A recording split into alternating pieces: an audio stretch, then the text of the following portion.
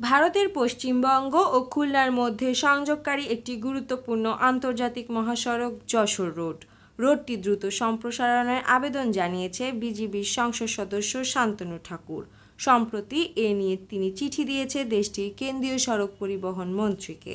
শান্তনু বলেন, সড়ক পরিবহন মন্ত্রীর কাছে বারাসত থেকে পেট্রাপোল সীমান্ত পর্যন্ত প্রায় ৬০ কিলোমিটার যশোর রোড চওড়া এবং সম্প্রসারণ করার আবেদন করছি।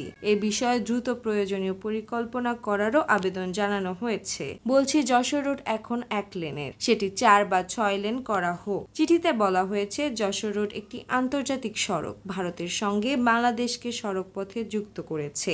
কলকাতা থেকে পেট্রাপোলের দূরত্ব প্রায় ৮০ কিলোমিটার। যশোর রোডটি সম্প্রসারণ কেন জরুরি সে বিষয়ে চিঠিতে বলা হয়েছে, পেট্রাপোলের সীমান্ত দিয়ে দুই দেশের মধ্যে যাত্রী যাতায়াত অনেক বেড়েছে।